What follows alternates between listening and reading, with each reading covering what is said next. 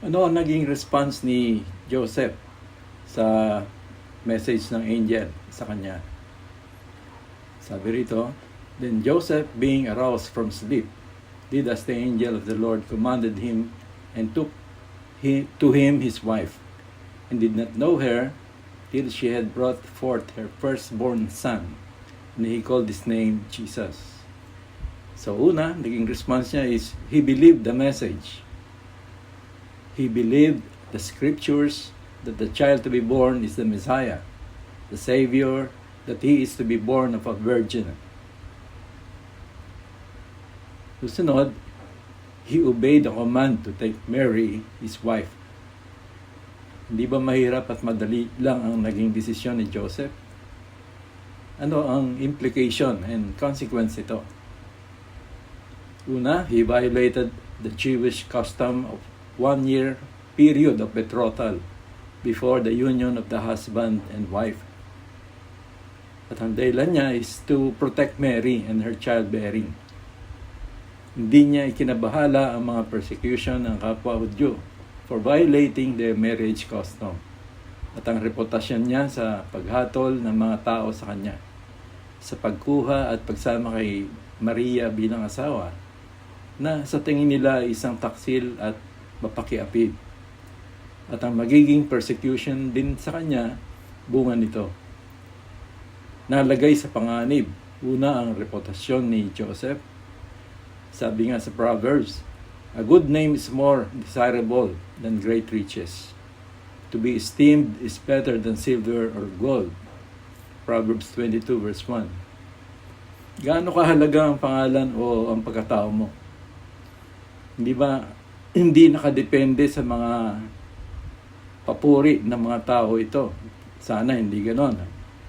Kung hindi sa halaga mo bilang nilikha ng Diyos sa wangis niya. At kung paano at gaano kanya minahal. So ang halaga mo, ang worth mo, ay kasing halaga ng buhay ni Kristong inihandog para sa iyong kaligtasan. Ang pagyurak sa pangalan mo ay pagyurak o pagdusta sa Diyos na tumawag sa iyo, na lumalang sa iyo, sa wangis niya at sa dignidad mo bilang imahe ng Diyos na nagmamahal sa iyo ng walang hanggan. Ikalawang nalagay sa peligro ay ang kaligtasan niya dulot ng persecution ng kapwa Hudyo dahil kay Maria. Instinct sa ating tao ang self-preservation. Gagawin natin ang lahat para sa ikabubuti at ikatataguyod at ikaliligtas ng ating buhay. Pero pinili ni Jose na paniwalaan ang mensahe at sumunod dahil dito. At hindi inisip ang sariling kapakanan. Iningatan niya si Mary and he did not have sexual relationship with her until the birth of Jesus. After Jesus, ay nagkaroon si Mary ng mga anak na lalaki and unnamed sisters. So, makikita natin sa Matthew 13:55 and Mark 6, verse 3, sa Matthew 13, verse 56. In fact, si James, the writer of James the Epistle, who was a prominent leader of the Jews, was the Lord's half-brother.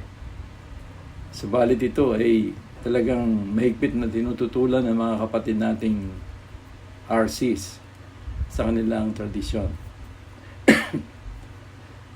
Ginampanan ni Joseph ng buong katapatan at pagmamahal ang pagiging foster father niya in the childhood of Jesus, after which ay nawala na siya sa Gospels. Joseph is often called the silent saint dahil walang masyadong sinasabi ang Bible sa kanya. Pero kung titignan natin ay napakahalaga ng naging papel niya dahil sa malalim na paniniwala niya sa Ebanghelyo ng Diyos. Ito ay nangahulugan ng paniniwala sa isang illogical and absurd na bagay over his rational mind. Pagharap sa magiging consequence nito sa buhay niya dahil sa paniniwala dito.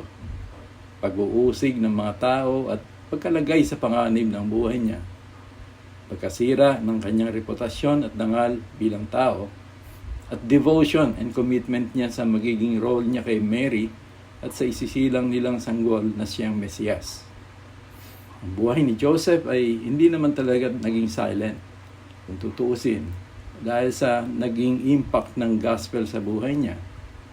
A life of faith, obedience, commitment, loyalty, love, and selfless sacrifice for the sake of the gospel.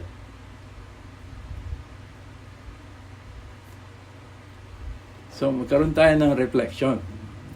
Let's have some serious thoughts to ponder dito sa mensahe. Una, what is the gospel message to you, kapatid? Pinaniniwalaan mo ba ito talaga? What is your basis for believing the gospel? If the gospel is about the kingdom of God, which is the lordship and rulership of Christ that you have received, how does it affect your life today? Your priorities, your pursuits, stewardship of God's possessions, ministry, and your spiritual life. Nagkakaroon ba ng impact ang gospel sa buhay mo? Ang ebanghelyo ba o ang kaharian ng Diyos na iyong tinanggap ay may tuturing mong walang kasing halagang kayamanan na mayroon ka ngayon, na nangangahulugan na ito na ang pinakamahalaga sa buhay mo ngayon, na iyong pahalagahan higit sa lahat. In the parables of the treasure, when they found the treasure, they sold all their possessions to acquire it. Nakikita po natin yon sa Matthew 13:44 to 46. Sabi doon, again, the kingdom of heaven is like treasure hidden in a field, which a man found and hid. And for joy over it, he goes and sells all that he has and buys that field. And then yung parable of the pearl of great price. Again, the kingdom of heaven is like a merchant seeking beautiful pearls, who, when he had found one pearl of great price, went and sold all that he had and bought it, selling all your possessions for the sake of the kingdom treasure, which is the lordship and kingship of Christ over you. What are your possessions? What do you possess? Family, career, material possessions, yung buhay mo ngayon, at iba pa.